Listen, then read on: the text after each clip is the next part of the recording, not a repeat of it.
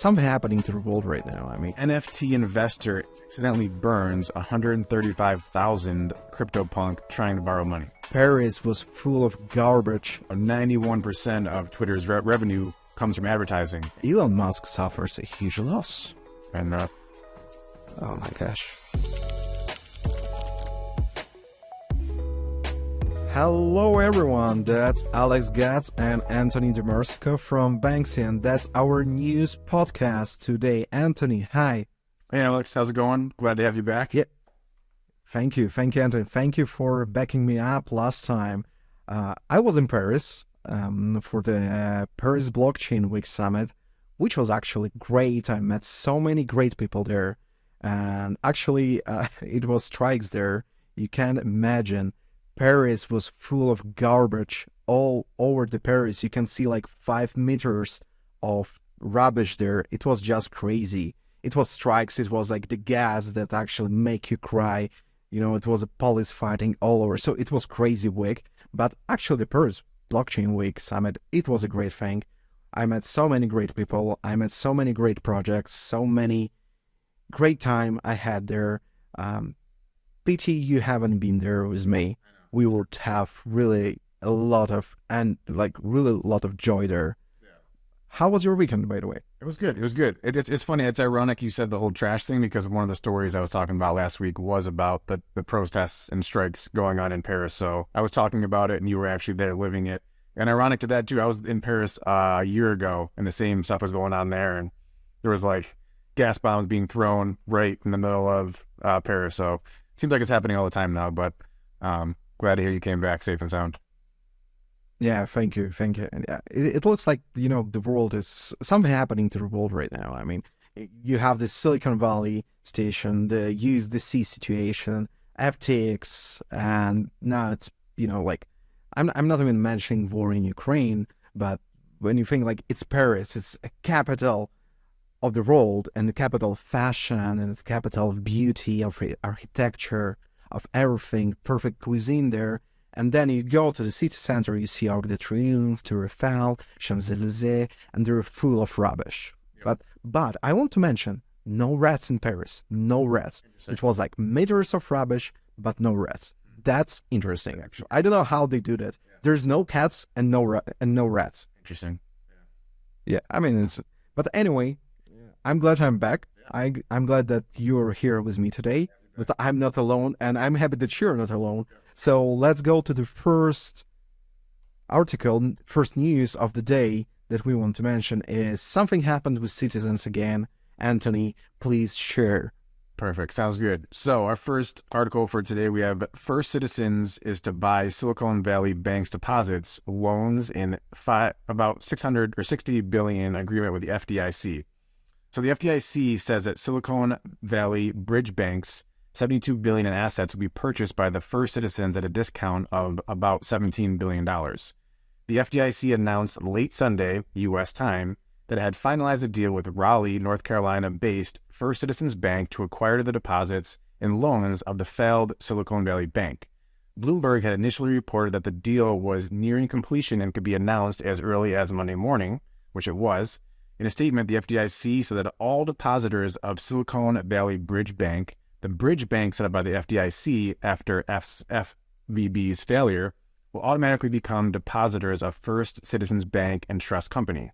All depositors assumed by First Citizens Bank and Trust Company will continue to be insured by the FDIC up to the insurance limit.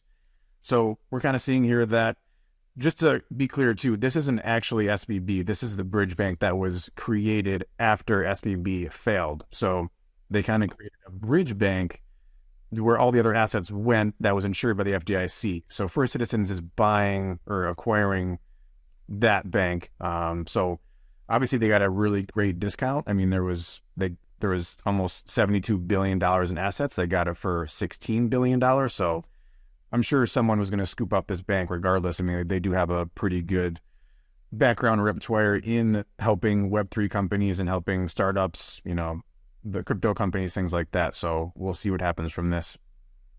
No, I believe it's actually a great deal for First Citizens, actually. I mean, the situation is really creepy, let's say, like in general, like the The Silicon Valley Bank crashed, then they created a bridge bank, and now First Citizen is buying that. But still, it's a happy end, isn't it? Yeah, and I think And so. Yeah. I mean, I think the same thing is will happen from Signature and Silvergate too. I mean, they're owned by the FDIC right now. I'm sure some investors will come out of nowhere and do the same with them. So this is kind of the first of the three major banks falling, and the first of them being bought out again. yeah, it's like last week you've been talking about Credit Suisse, right? And about that Credit Suisse was acquiring by another bank. Actually, we don't have this news today, but mentioning Credit Suisse, you know that the chairman of I'm not sure about news, it can be rumors, but still interesting, that one of the chairman of the fund that actually invested in Credit Suisse resigned after the situation with Credit Suisse. So yeah, even though it's actually was a happy end for the clients of Credit Suisse because it was acquired, so it's not that bad. Same with Silicon Valley Bank clients. Still, the investor, they made the chairman resign, which is telling us something probably. Yeah, they probably needed a new, direction, new head of the. Yeah, definitely. No, after that, definitely. I mean, Credit Suisse was in a conflict and scandal for the last 3 years, which actually wasn't true for Silicon Valley Bank. As I know, they've been just a good startup bank.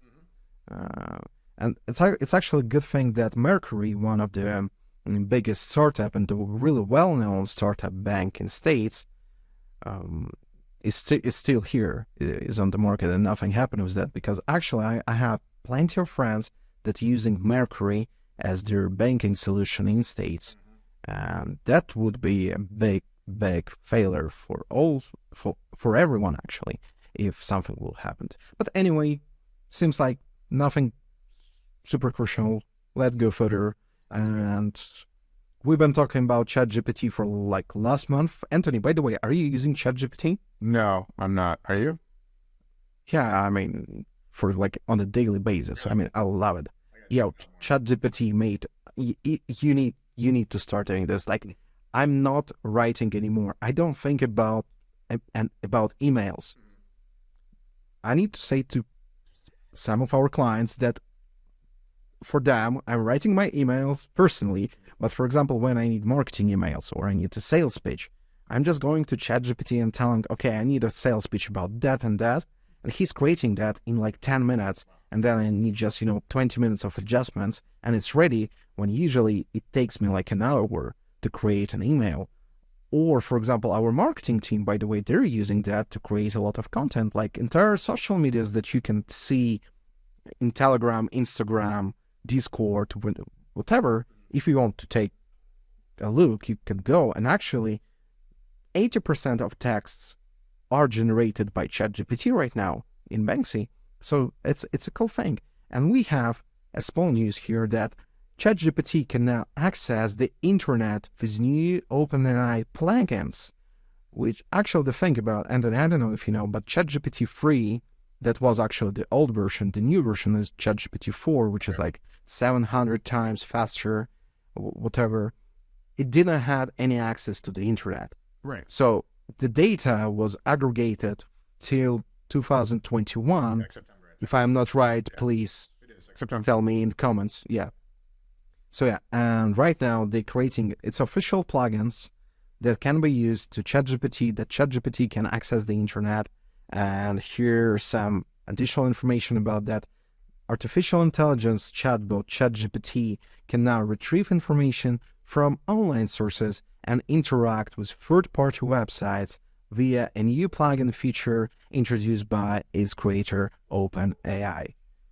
Finally... Oh, sorry, go ahead. Yeah, please. No, you go. There's a bunch of big companies using them. We have Expedia, Kayak, Instacart. So clearly they're being used, and like you said, they're plugged into the internet now. So it's kind of real-time data coming up. Yeah, the really big issue about that when you think about there have been so many copywriters, for example. And I still believe that we need professional journalists, but I believe that 80% of copywriters need, like all of the copywriters need to explore what is artificial intelligence, what is ChatGPT, because other way they will lose their job, unfortunately, because it's just cheaper and faster for not only for startups, but as well as enterprises. I mean, Microsoft is using ChatGPT on a daily basis. Actually, Microsoft owns ChatGPT, so that's the case. All right. Some political news, Anthony. You love them. Oh yeah. Regulations and crypto and political, nothing better than that. So we have the G7 will push for tighter global crypto regulations. The group of seven, known as the G7, will toughen global crypto regulation, will focus on increasing business transparency and consumer protection, news reported, citing officials with knowledge of the plan. G7 discussions on regulating crypto will speed up ahead of a meeting of financial ministers and central bankers in mid-May. Japan's Prime Minister Fumio Kishida will host this year's G7 summit in Hiroshima. G7 members will state their joint intentions for tougher crypto policies in a leader's declaration, the report added. So as we were saying before, clearly you have seven, countries here looking to tighten global crypto regulations. Do you think this is good or bad for crypto? I mean, it's definitely good when they're not going too far, right? And actually, talking about Japan, the Prime Minister Fumio Kishida, that's what he said. I mean, that's good that they are talking about that. Actually, the cool thing about Japan that actually their consumer duty and their policies saved millions and millions of dollars after the FTX crash, because their policies, there was a requirement for any exchange that is licensed in Japan to store all the cryptocurrency, around like 80 or 90% of cryptocurrency, in cold wallets. Yep. So when you think about that, sometimes regulations are good, because when you see that when there is no regulations, if there is like a good company, it's good for a good company. It's good that when it's no regulations, but then it's not a big problem for a good company to have regulations.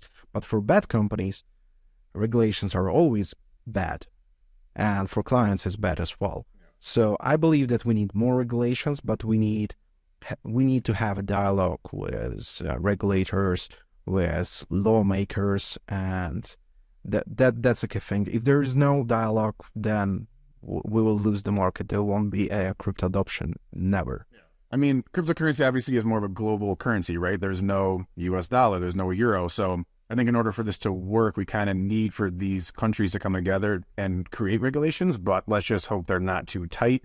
We'll see what happens with it. But again, I think it's good that they're even talking about it, discussing it, and even at the G20 summit, they're talking about it. So obviously these high regulated countries are talking about it, and we'll see what happens from there. Yeah, that's true. That's true. So let's go further about NFT and Sony. So Sony eyes NFT transfers across multiple game platforms, reveals patent.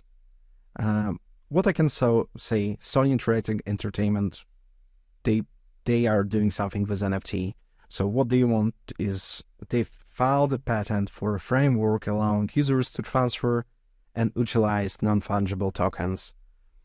We've been talking about that, I guess, 2 weeks ago. One of the startup, the new game studio there, they say no to NFT, or they've been saying fuck NFT or whatever they've been saying.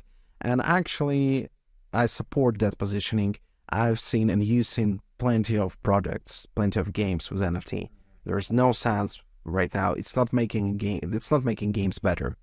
And so it's good that they filed any kind of patent, but it's not going to be a game changer. Right, I agree. I mean, there's like 112 million users, I think, on PlayStation, so it's good that they are getting involved with NFTs, but will it go anywhere? I don't think so, but at least it's kind of opening the eyes to more people of crypto, if they haven't already, and NFTs and the whatnot. Yeah, it seems like, NFT goes with metaverse all the time, right? So it seems like every big brand trying to do something in metaverse right now. Actually, I've been in Paris Blockchain Week. It was Louis Vuitton mentioned on I'm sorry. Please don't kill me after that. Louis Vuitton and Hennessy, the owner of Louis Vuitton and all these haute couture brands, they're doing plenty of things. Metaverse, Gucci is doing, Balenciaga is doing, like Chanel, all of them, they're constantly doing something like they're creating metaverses, they're creating events there. It's great. Thank you for that. But still, it seems like it's just a PR thing. It's not about creating something really cool. It just, I mean, if Gucci is doing something in metaverse, everyone is talking about that, right? So that's the reason why all of them are doing something in metaverse. Um, Maybe they're trying to market Generation Z. We will see. We will see. It's a headline. Right. So, yeah. Anthony, can you share some Binance news with that? Yeah. So crypto exchange Binance, as I'm sure everyone knows, one of the largest ones, is launching a new regional hub in the country of Georgia. Cryptocurrency exchange Binance continues. I'm sorry, Anthony. I need to interrupt you. Thank you for mentioning that it's country of Georgia, not a state. Yeah. Because I mean, here in Europe, we don't actually consider Georgia as a state, but we don't think about it. And that's actually funny, you know, the cultural difference. You've been actually highlighting that it's a country, not a state. Because if I would, you know, announce that news, I would say just Georgia, Right. because for me, Georgia is Georgia. Right. It's a country of a great wine. Yeah, it's funny. When I first read it, I literally thought of Georgia, the state. I was like, wait, why would Binance own Georgia? And then I had to be like, no, it's not Georgia, the state, because that wouldn't make any sense. It's clearly Georgia, the country. So, yeah. Right. Yeah, please keep going. So basically, they're going to set up a new blockchain hub in crypto-friendly Georgia. It's kind of, I mean, we have, you know, you have Dubai, you have El Salvador, you have all these countries that are trying to be super crypto-friendly and super Web3 friendly, and they want to adopt companies to come there. So Georgia is one of them. Clearly, Binance is seeing that. They used to not have a location anywhere for like, I don't know, 2-3 years. They were kind of just, they never had a real address. Binance did until they set up shop. So we're kind of seeing these countries like Dubai and El Salvador be more crypto friendly, like I said. So it's nice to see that they're opening up. They have like 25 people right now working for them, and I'm sure it'll expand from there. Nice. Last week you've been mentioning the news that there is a new free zone in Arab Emirates, right? So in Arab Emirates, they are creating a new free zone for crypto assets. So, and I actually met representatives of this free zone in Paris, and it's actually a government thing. So it's actually supported by government, and they trying to do a free zone, so zone with a license, with a real crypto licensing, the first one in Arab Emirates, that will actually help decentralized and centralized crypto startups and crypto projects to work not only in Arab Emirates, but they also plan to help them with Middle East in general. And yeah, so probably Binance will be there. Yeah, as well. Definitely. I mean, they're trying to get ahead of the game. Makes sense. Yeah, that's true. So some yellow press. Elon Musk suffers a huge loss. I know. Oh my gosh. It's too bad. Was he like number 3 estimate of, you know, the most wealthiest people in the world now? Probably. Yeah, I found one. Okay. Happens. Let's go further. Apple CEO meets China commerce shift to talk supply chain. Good for him. What I can say. I mean, it's good. Is there, you know, I think obviously there's a little tension between countries in China, so it's good to see at least they're talking.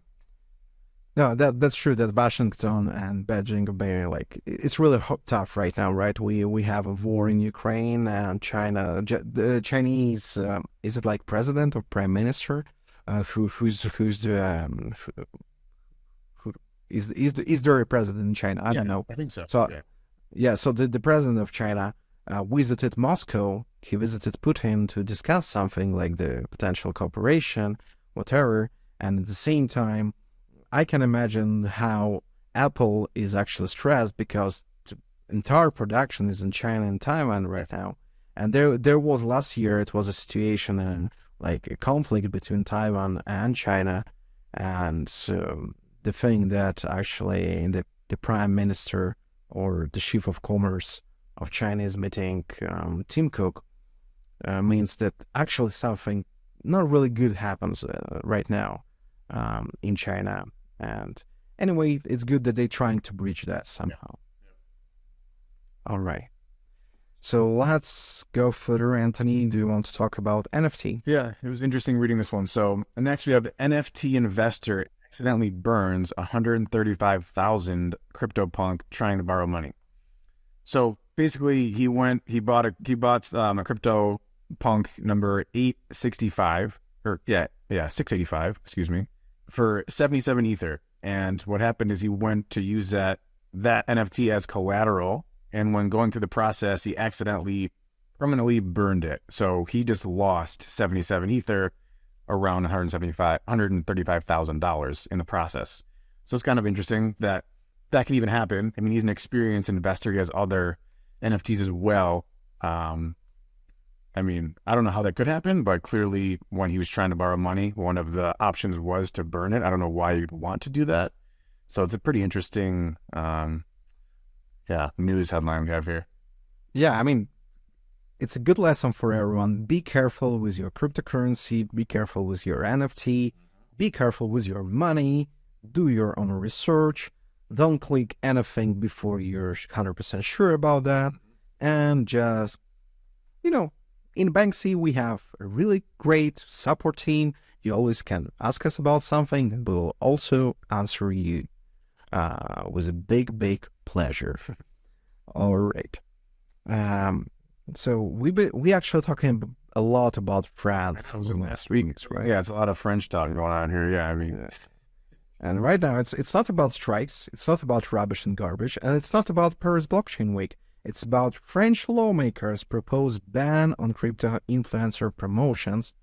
I hope that they will never do that, because banning any kind of crypto promotion is always bad, because after you ban something, it means that everyone in the market needs to think about new way to promote, and usually new way to promote are even grayer and even more scammier than the official promotion with influencers. But we've been talking about this, Anthony. Regulations are good. Yep. So just give us some rules about what we need to do. Right. And then it will be transparent. Yeah, I think they're going a step back here. I think I was reading, they're saying a minimum of like 2 years in prison for doing it. Like, that's insane, just for advertising crypto. Like, how you can do that in the world we're living in, just for advertising crypto. It just seems a step backwards, clearly not forward. So we need to have some clear regulation here from these countries on what to do. Yeah, I mean, you need to be careful. I mean, you can actually promote cryptocurrency on some platforms, but for example, it's almost impossible to promote your crypto project within Facebook. Like, Facebook, official advertisement, they can ban you for advertising cryptocurrency. LinkedIn is not crypto friendly. Twitter saying it is crypto friendly, but Elon Musk, actually we didn't actually clarify that Elon Musk suffer from losses because he bought Twitter for $44 billion, and now the price of the valuation of Twitter is something around $20 billion. And Twitter is more or less crypto friendly, but still it's almost impossible to get the official advertisement of that. And when you think about that, actually influencers is the most effective way to promote your project. And if someone will ban it and you will go to prison for 2 years because of that, it's just, it's stupid. Yeah. It's just stupid. Yeah. You need to be careful with this kind of statements, in my opinion. Yeah. And back to the Twitter thing, they were saying, 91% of Twitter's revenue comes from advertising. And since Elon Musk came over, he kind of, so what I'm looking for, he kind of let anyone do anything, where you can say anything, do anything you want. So all these advertisers are actually backing off now because there's, anti-Semitism, racism, you name it. It's like free speech. You can say whatever you want, do whatever you want. So these advertisers are backing off in lieu of that. No. Yeah. But we will see. I hope that the crypto influencers will be here in next dozens of years. Yep. Definitely. Yep. All right. That actually was the last news for today. Great. Anthony, we've been updating our audience with some of the great news. I'm happy I'm back, and I'm happy that you're here with me today. Nice to conversate with a person, Yeah, I can imagine. Yeah, actually, a small thing just to mention, like I'm actually a professional in talking to the computer without a person because I passed a TOEFL exam a few years ago. A TOEFL exam is the English for university. So it's actually a test that you need to pass if you want to go to master's or bachelor in Europe, UK, or States. Mhm. And the thing is that usually there you have like 20 seconds to prepare your answer, and then you need to talk to for 2 minutes. Mhm. And you're not talking to the person, you're talking to the computer. Right. You just have numbers that you have like less than 1 minute, and you need to speak for entire time with no stops, And that's really it's really crazy. It's hard. Yeah. So I believe you experienced something similar last week. Yeah, yeah. It's interesting just talking to yourself in a computer for sure. Yeah. Yeah, I can imagine. So yeah, it was Banksy news.